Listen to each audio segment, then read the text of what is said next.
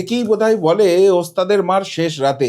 গত বছর দুয়েকে কেন্দ্র অ্যাকচুয়ালি বাংলায় চায় কি ক্ষমতা দখল করতে, এই জল্পনাকে ভাসিয়ে দিয়ে দিস্তে দিস্তে কাগজ খরচ হয়েছে। Electronic media, print media, social media সব জায়গায় বাম এবং কংগ্রেসের ছড়িয়ে দেওয়া এই সেটিং থিওরি নিয়ে প্রচুর জল্পনা হয়েছে। কিন্তু আপনারা জানেন যে বাংলায় পরিবর্তনের লক্ষ্যে বিজেপি পরিবর্তন যাত্রার সূচনা করেছে। আর সেখানে দ্বিতীয় দিনে এসেছিলেন স্বয়ং কেন্দ্রীয় স্বরাষ্ট্রমন্ত্রী অমিত শাহজি, এবং এসে তিনি এমন ব্রহ্মাস্ত্র প্রয়োগ করেছেন যে রাজ্য রাজনীতির ছবিটায় আমূল বদলে গেছে। সমস্ত সমীকরণ নতুন করে ঝালাই হতে শুরু করেছে, এবং দুদিনে তিনি যে ঝড়টা তুলে দিতে পেরেছেন তার এক্সটেন্ডেড ভার্সন আগামীকাল দেখা যেতে চলেছে। আগামীকাল আরও বেশি ইম্প্যাক্টফুল হতে চলেছে। কি কি মাস্টার স্ট্রোক দিয়েছেন? এক আধটা নয়, পাঁচখানা মাস্টার স্ট্রোক। কি কি এক এক করে আপনাদের দেখাই। অমিত শাহজি মথুরাপুরে যে সভা করেছিলেন, সেখানে সব থেকে গুরুত্বপূর্ণ যে ঘোষণাটা করেছিলেন সেটা রাজ্য সরকারি কর্মচারীদের নিয়ে। তিনি স্পষ্টভাবে বলেছিলেন যে দেশের সমস্ত রাজ্য সরকার এবং কেন্দ্রীয় সরকার সপ্তম বেতন কমিশন দিচ্ছে, এবং অষ্টম বেতন কমিশনের ঘোষণা কেন্দ্র সরকার করে দিয়েছে। কিন্তু এই রাজ্য এখনো বহু যোজন পিছিয়ে আছে, তারা মাত্র ষষ্ঠ বেতন কমিশন পাচ্ছে। তাই তাই সরকারি কর্মচারীদের তিনি অনুরোধ করেছেন যে এবার বিজেপিকে জেতান। বিজেপি যদি জেতে, বিজেপির মন্ত্রিসভা যদি গঠিত হয়, ৪৫ দিনের মধ্যে সপ্তম বেতন কমিশন এই রাজ্যে ইমপ্লিমেন্টেড হয়ে যাবে।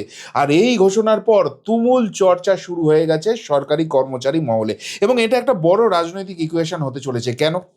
দেখুন, চর্চাটা যেটা হচ্ছে, রাজ্য সরকারি কর্মচারীদের মধ্যে একদম বদ্ধমূল ধারণা যে এই সরকার থাকলে সপ্তম বেতন কমিশন, অষ্টম বেতন কমিশন, ওই সমস্ত কিছু ভুলে যাও। এই সরকার মানে হচ্ছে ডিএ মারা সরকার।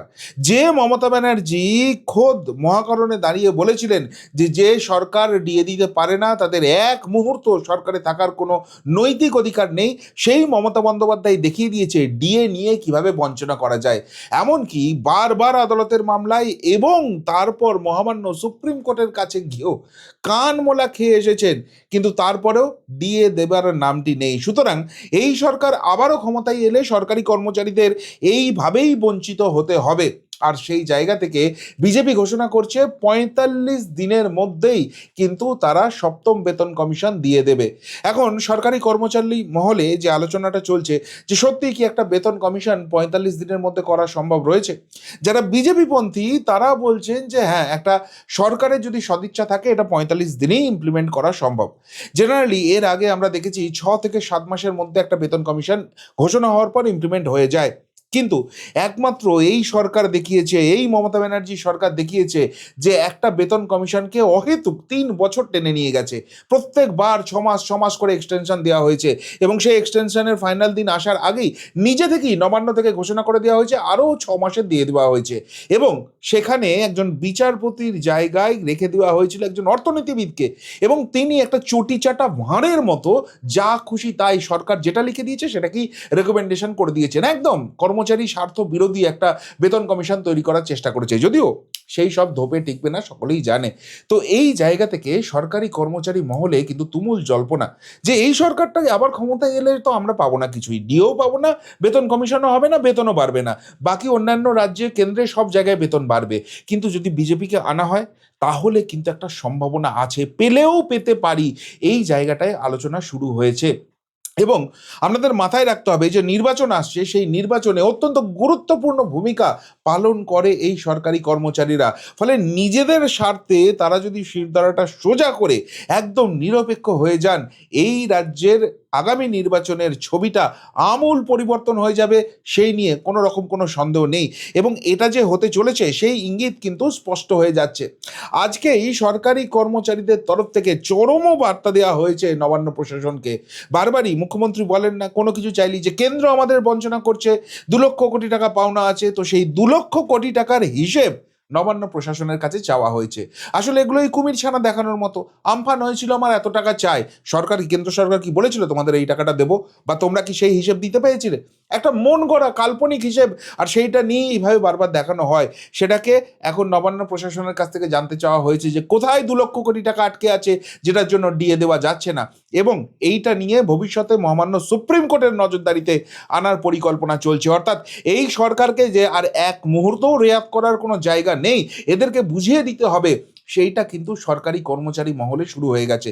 শুধুমাত্র তাই নয়, তার থেকেও যেটা এক্সটেন্ডেড ভার্সন হয়েছে, আগামী 13 তারিখ সরকারি কর্মচারীরা কর্মবিরতির সিদ্ধান্ত নিতে চলেছে, এবং এই সিদ্ধান্তটি নিচ্ছেন এই মুহূর্তে সরকারি কর্মচারীদের সব থেকে বড় সংগঠন সংগ্রামী যৌথ মঞ্চ। নামের মধ্যেই বুঝতে পারছেন, যৌথ মঞ্চ যেহেতু রয়েছে, এখানে কোনো রাজনৈতিক রং নেই, যে যা খুশি রাজনৈতিক মতবাদে থাকতে পারেন, কিন্তু এটা কর্মচারীদের স্বার্থে একটা ছাতার তলায় সবাইকে নিয়ে আসার প্রচেষ্টা।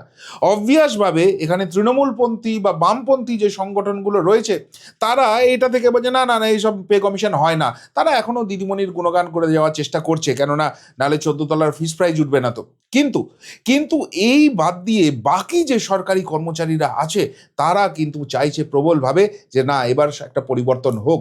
এবং বলে রাখা ভালো, সাংগঠনিকভাবে তৃণমূলপন্থী বা বামপন্থীরা এটা চাইলেও এদের সংগঠনের মধ্যে থাকা অনেকেই তলায় তলায় কিন্তু মনে মনে কিন্তু সমর্থন করছে এই দাবিটাকেই। ফলে এবার সরকারি কর্মচারী ইস্যুতে একটা বড় রকমের চেঞ্জ আসতে চলেছে, যেটা পোস্টাল ব্যালটে তো এফেক্ট দেখা যাবেই। সব থেকে বড় কথা, ভোটের দিন, গণনার দিন এদের হাতেই সমস্ত দায়িত্বটা থাকে, ফলে অনেক খেলা কিন্তু এদিক ওদিক হওয়ার একটা সম্ভাবনা রয়েছে।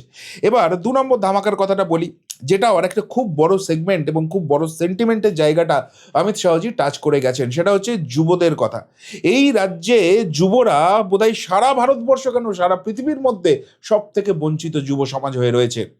কেননা এরা বারবার ধর্নায় বসেছে, কিন্তু যখন ভোট আসে তখন দিদিমণি সেখানে ছুটে যান, অনেক গালভরা গল্প শোনান, আলটিমেটলি এদের হাতে ধরিয়ে দেন ঘেঁচু।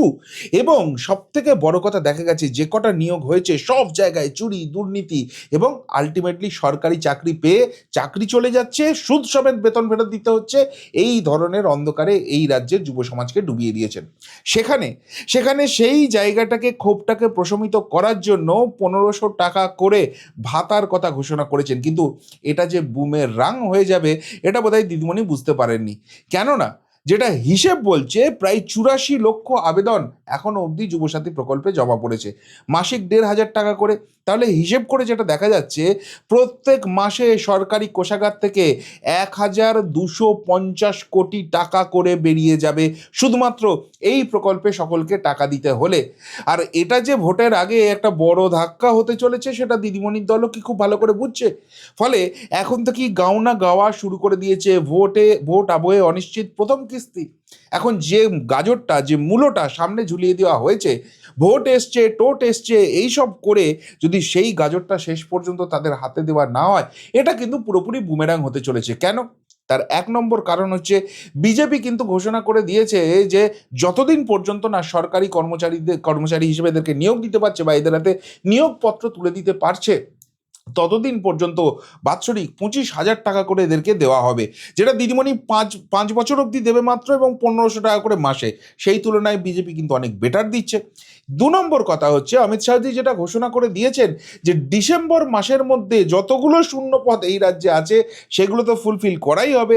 এমনকি মমতা ব্যানার্জির আমলে যতগুলো শূন্য পদের অবলুপ্তি ঘটানো হয়েছে, সেগুলো নতুন করে ক্রিয়েট করে সেখানেও কর্মসংস্থান দেওয়া হবে, এবং এই জন্য কাউকে ঘুষ দিতে হবে না। সব থেকে বড় কথা, 15 বছর ধরে এই রাজ্যের যুব সমাজকে ডিপ্রাইভ করেছে। ফলে এই সরকারি চাকরি পাওয়ার ক্ষেত্রে 5-5টা বছরের এক্সটেনশন দেওয়া হবে, রিল্যাক্সেশন দেওয়া হবে। ফলে যুব সমাজের কাছে কিন্তু অনেক বেশি লোভনীয় হবে, অনেক বেশি বেটার লাইফস্টাইলের জায়গা থাকবে যদি বিজেপি সরকারটা ক্ষমতায় আসে। এবং কোয়াইট অবভিয়াস, যেটা অন্যান্য রাজ্যেও হচ্ছে, বিজেপি সরকার ডাবল ইঞ্জিন সরকার হওয়া মানে এখানে শিল্প স্থাপন হবেই, ভারী শিল্প হবেই। ফলে বেসরকারি ক্ষেত্রেও কিন্তু বিপুল বিপুল পরিমাণ কর্মসংস্থানের পথ খুলে যাবে। আর তাই নিজের জায়গা থেকেই কিন্তু ফেঁসে যাচ্ছেন দিদিমণি।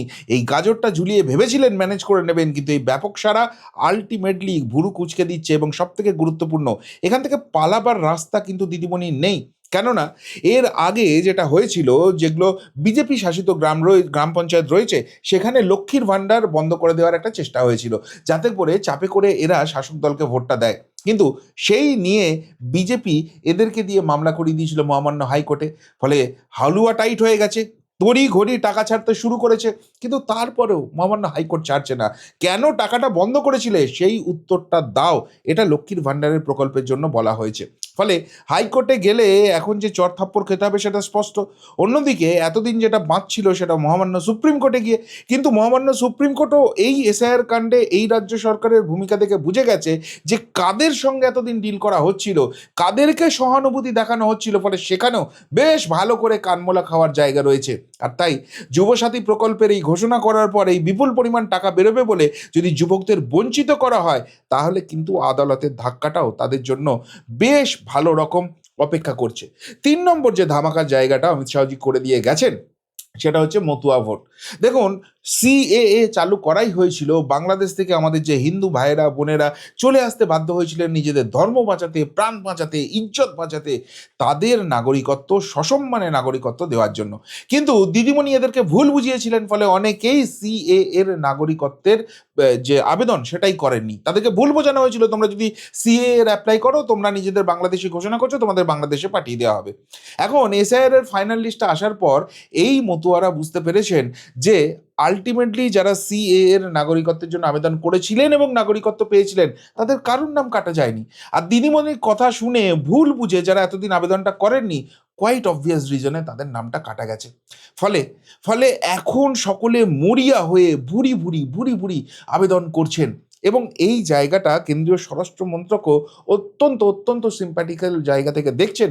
এবং সেই জন্য বাংলার জন্য স্পেশাল এম্পাওয়ার্ড কমিটি বানানো হয়েছে, যাতে তড়িৎ গতিতে যারা যোগ্য আবেদনকারী তাদেরকে নাগরিকত্ব দেওয়া যায় এবং ভোটার তালিকায় নাম তোলানো যায়।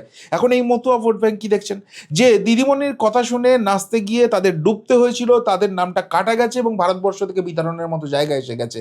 হোয়ারাস বিজেপি তাদেরকে সসম্মানে নাগরিকত্ব দিচ্ছে। তাহলে এই যে মতুয়া ভোট ব্যাংকটা আছে, যেটা অনেকেই বলছিলেন যে হিন্দুদের নাম প্রচুর কাটা গেছে, মতুয়াদের নাম কাটা গেছে, বিজেপির ধাক্কা, আলটিমেটলি কি বিজেপির ধাক্কা হবে, নাকি এরা মনে প্রাণে চাইবেন যে কোনো মূল্যে যে কোনোভাবে হোক বিজেপি সরকারটা থাকুক? এই 3 নম্বর মাস্টার স্ট্রোকটাও দুর্দান্তভাবে কাজ করে গেছে। এইবার 4 নম্বর যে মাস্টার স্ট্রোকটা, সেটা সরাসরি অমিত শাহজি সেদিনকে ঘোষণা করেননি, কিন্তু আলটিমেটলি আমরা দেখলাম গতকাল হোলির দিন রাহুল সিনহাজি তাকে রাজ্যসভায় এমপি করে পাঠানো হচ্ছে। এতে কি মাস্টার স্ট্রোকটা হলো? দেখুন, বিজেপিতে একটা বিতর্ক তৈরি করার চেষ্টা করছে, অবভিয়াসলি বিরোধীরা করছে এবং তাতে অনেকেই ফাঁদটায় পা দিচ্ছে। সেটা হচ্ছে আদি নব্য বিতর্ক। এখন আদিদের যে কতখানি সম্মান দেওয়া হয়, তারা যদি নীতি আদর্শ মেনে দলটা করেন, সঠিক সময়ে সঠিক সম্মানের জায়গা পাবেন। এই রাহুল সিনহার রাজ্যসভার পদ পাওয়াটা একটা বড় প্রাপ্তি। রাহুল সিনহা সেই সময়ের সৈনিক, যখন বাংলায় বিজেপি কিছু করতে পারে এটা বোধহয় রাহুল সিনহারাও বিশ্বাস করতে পারতেন না, শুধুমাত্র নীতি আদর্শের জন্য পার্টিটা করে গেছেন। আর আজকে আজকে কতখানি সম্মানের সঙ্গে তাকে রাজ্যসভায় পাঠানো হচ্ছে, অর্থাৎ আদি নেতাদের প্রতি একটা বড় বার্তা দেওয়া হচ্ছে যে আপনারা দলের সঙ্গে থাকুন, যে আদর্শের লড়াই আপনারা করছেন, আপনাদের সম্মান কোথাও যাবে না, আপনাদেরকে সঠিক সময়ে সঠিক সম্মানটা দেওয়া হবে। এবং সবথেকে যেটা গুরুত্বপূর্ণ হচ্ছে, এই আদি নব্বর মেলবন্ধন যদি ঘটে এবং সেই জায়গা থেকে এই রাজ্যে যদি সরকার পরিবর্তন হয়, তাহলে আগামী দিনে এরকম রাজ্যসভার এমপি বা অন্যান্য সেগমেন্টে বহু কাজ করার বহু স্কোপ খুলে যাবে। ফলে আদি নব্য সবার জন্যই কিন্তু বড় একটা পরিসর খুলে যেতে চলেছে। ফলে এই দ্বন্দ্বের জায়গাটা যেটা বিরোধী পক্ষরা লাগাবার চেষ্টা করছে, সেটা কিন্তু ফুৎকারে উড়ে গেল। উল্টে উল্টে অনেক বেশি কংক্রিট জমজমাট লড়াই, সংঘবদ্ধ লড়াই বিজেপির তরফ থেকে দেখা যাবে। আর 5 নম্বর যে মাস্টার স্ট্রোকটা, সেটা হয়তো সরাসরি পশ্চিমবঙ্গের সঙ্গে সম্পর্কিত নয়, কিন্তু পশ্চিমবঙ্গের সঙ্গে আবার সম্পর্কিত। কিভাবে? আজকেই একটা ব্রেকিং নিউজ এসছে, সেখানে দেখা যাচ্ছে যে বিহারের মুখ্যমন্ত্রী হিসেবে নীতিশ কুমার রাজ্যসভার ফর্ম ফিল আপ করতে চলেছেন, অর্থাৎ রাজ্যসভার সাংসদ তিনি হতে চলছেন। হঠাৎ করে বিহারের মুখ্যমন্ত্রিত্ব থেকে রাজ্যসভায় কেন যাচ্ছেন? অনেকেই বলছেন যে নীতিশ কুমার তার বয়সের কথা ভেবে তার অভিজ্ঞতার কথা ভেবে তাকে কেন্দ্রীয় মন্ত্রিসভায় অত্যন্ত অত্যন্ত গুরুত্বপূর্ণ পদ, একদম নরেন্দ্র মোদীর পরেই কোনো একটা পদে তাকে নিয়ে আসা হতে পারে, যে কারণেই তিনি রাজ্যসভায় যাচ্ছেন। তাহলে বিহারের মুখ্যমন্ত্রীর পদটা খালি হচ্ছে, এবং যা শোনা যাচ্ছে সেখানে বিহারে কিন্তু বিজেপির মুখ্যমন্ত্রী এবার আসতে চলেছে। এমনকি নীতিশ কুমারের পুত্র, তিনি সরাসরি রাজনীতির ময়দানে আসতে পারেন এবং উপমুখ্যমন্ত্রী হতে পারেন। এখন এটা তো বিহার কেন্দ্রিক ব্যাপার, কিন্তু বাংলার জন্য কি করে এটা মাস্টার স্ট্রোক হচ্ছে? দেখুন, বাংলার আশেপাশের যে কটা রাজ্য আছে সেখানে কিন্তু সবটাই এবার বিজেপির হয়ে গেল। এনডিএর ছিল বিহার, সেটাও কিন্তু বিজেপির চলে এলো। ফলে আসাম বলুন, এদিকে বিহার, এদিকে ওড়িশা, সব জায়গাতেই কিন্তু বিজেপি সরকার রয়েছে। ফলে ভোটের সময় এই যে বিভিন্ন জায়গা থেকে উন্নয়ন বাহিনী বা গুন্ডা বাহিনী নিয়ে এসে ভোট লুটের যে ছক করা হয়, বা এরা সেই ভোটটা লুট করে এখানে মস্তানিটা করে এইসব রাজ্যে গিয়ে যে সেল্টার নেয়, সেই জায়গাগুলো কিন্তু একদম কংক্রিটলি সিল্ড হয়ে যাবে, এবং সেই জায়গা থেকে কিন্তু নিজেদের হাতে ক্ষমতাটা আসা, জোটের হাতে ক্ষমতা থাকা আর একদম সরাসরি নিজেদের হাতে ক্ষমতা আসার মধ্যে কিছুটা হলেও 19-20-এর ফারাক তো রয়েছেই, কিন্তু সেই 19-20-এর ফারাকই অনেক সময় অনেকটা বড় ফারাক গড়ে দেয়। সেই জায়গাটাও কিন্তু এবার ইমপ্লিমেন্ট হয়ে গেল। অর্থাৎ সব মিলিয়ে কিন্তু বিজেপির ঝাঁজে ক্রমশ ঝাঁঝরা হয়ে যাচ্ছে শাসক দল। আর সেই ছটফটানিটা যে হচ্ছে সেটা স্পষ্ট হয়ে যাচ্ছে। অমিত শাহজি যেখানে সভা করেছেন সেখানেই পাল্টা সভা করতে হচ্ছে তৃণমূলকে, পাল্টা জবাব দেওয়ার চেষ্টা করছে। এখন পাল্টা জবাব কখন দেওয়া হয়? যখন কোনো কথাই কারোর গায়ে লাগে, সেটার রিয়াকশন দেওয়ার দরকার হয়ে পড়ে। অর্থাৎ বিজেপি কোথাও নেই, বিজেপিকে দূরবীন দিয়ে খুঁজতে হয়। এই বাংলায় সকলেই শাসক দলের সঙ্গে সম্পৃক্ত, এই বাংলায় বিজেপি 50-এর নিচে নেমে যাবে না। যদি সেই রকম জায়গায় থাকতো তাহলে তৃণমূলকে এত লাফালাফি করে অমিত শাহজি যেখানে সভা করেছেন সেখানে পাল্টা সভা করে শক্তি প্রদর্শন করতে হতো না। আর এই জায়গাটাতেই বোঝা যাচ্ছে এই পরিবর্তন সভা কতখানি কতখানি ইম্প্যাক্ট ফেলছে রাজ্য রাজনীতিতে। সব থেকে বড় কথা, এই পরিবর্তন যাত্রা যে শাসক দলের বিসর্জনের যাত্রা হচ্ছে, সেটা খোদ শাসক দল বুঝে যাচ্ছে। তবে প্রথম দুদিনের যে ইম্প্যাক্ট হয়েছে সেখানেই কিন্তু পরিবর্তন যাত্রা শেষ হয়ে যাচ্ছে না, বরং এটা শুরু হয়েছে। শেষটা তো হবে যখন নরেন্দ্র মোদীজি আসবেন, এবং তখন মোটামুটি যা পরিস্থিতি তৈরি হচ্ছে, রাজ্যে পরিবর্তনের হাওয়া একদম পথ করে বইবে। কালকে একসঙ্গে 9টি জায়গায় কিন্তু এই রথযাত্রার কর্মসূচি হচ্ছে। শীতলকুচি, করণদিঘি, জঙ্গিপুর, হিঙ্গলগঞ্জ, গোসাবা, শ্যামপুর, ঝাড়গ্রাম, আসানসোল দক্ষিণ এবং সাঁইথিয়া, নটি জায়গায় সভা হচ্ছে, এবং সেখানে কেন্দ্রীয় নেতৃত্ব, রাজ্য নেতৃত্ব সকলেই ইম্প্যাক্টফুল হিসেবে থাকছেন। যেটা জানা যাচ্ছে যে এই মুহূর্তে রাজ্যে বঙ্গ বিজেপির যে পঞ্চপাণ্ডব রয়েছেন, অর্থাৎ শুভেন্দু অধিকারী, শ্রমিক ভট্টাচার্য, ডক্টর সুকান্ত মজুমদার, দিলীপ ঘোষ এবং রাহুল সিনহা, তারা তো 5টা জায়গায় থাকছেন। তার পাশাপাশি আরও যে গুরুত্বপূর্ণ রাজ্য নেতারা রয়েছেন তারাও থাকছেন, এবং সব থেকে বড় কথা, কেন্দ্রীয় নেতৃত্ব তারা আসছেন এবং ঝড়টা তারা তুলবেন। যেমন বসিরহাটে থাকছেন উত্তরাখণ্ডের মুখ্যমন্ত্রী পুষ্কর সিং ধামি, অন্যদিকে আসানসোলে থাকছেন ঝাড়খণ্ডের প্রাক্তন মুখ্যমন্ত্রী অর্জুন মুন্ডা, কোচবিহারে থাকবেন কেন্দ্রীয় মন্ত্রী জিতিন প্রসাদ, রায়গঞ্জে থাকবেন মধ্যপ্রদেশের মন্ত্রী সাবিত্রী ঠাকুর, খড়গপুরে থাকছেন কেন্দ্রীয় মন্ত্রী, এই শাসক দলের জন্য বাঁশ, যিনি ওই কৃষ্ণনগরের সাংসদকে নাকানি চোবানি খাইয়ে ছাড়িয়ে দিয়েছেন, গোটা শাসক দলটাকেই যিনি খাইয়ে দেন কেন্দ্রে, সেই গিরিরাজ সিং, তিনি থাকছেন। অর্থাৎ 9টি জায়গাতে কালকে কিন্তু খুব খুব ইম্প্যাক্টফুল একটা জায়গা হতে চলেছে। প্রথম দুদিনই যে ঝড় হয়েছে তার ঝাপটায় টলমল করছে শাসক দলের নৌকো, আর এবার তৃতীয় দিন, চতুর্থ দিন, টানা 9 দিন 10 দিন ধরে এই পরিবর্তন যাত্রা চলবে, এবং ফাইনালি ব্রিগেডে নরেন্দ্র মোদীজির মেগা সভা দিয়ে এর পরিসমাপ্তি ঘটবে। বাংলায় এবার যে বিজেপি একদম পাখির চোখ করে নিয়েছে এবং এই রাজ্যে পরিবর্তন হচ্ছেই, সেই জায়গাটা ক্রমশ স্পষ্ট হচ্ছে। কেননা বিজেপি যত এরকম ইম্প্যাক্টফুল সভা করছে তত শাসক দলের ছটফটানি বাড়ছে, কিন্তু সব থেকে বড় কথা, ভোটার যারা ডিসাইড করবেন এই বাংলার ভাগ্যটা, তারা এটা সুনিশ্চিত হয়ে যাচ্ছে যে হ্যাঁ, এই রাজ্যে হিন্দুদের বাঁচতে গেলে বিজেপি ছাড়া অপশন নেই, এবং বিজেপি, বিশেষ করে বিজেপির কেন্দ্রীয় নেতৃত্ব, তারা অত্যন্ত অত্যন্ত আন্তরিক এবার বাংলায় পরিবর্তন ঘটাতেন, এবং তারা পরিবর্তন ঘটিয়ে তবেই ক্ষান্ত হবেন। ফলে ফলে বিজেপির নির্বাচনের আগে এই পরিবর্তন যাত্রা, সেটা যে রাজ্য রাজনীতির ছকটা পুরো বদলে দিয়েছে।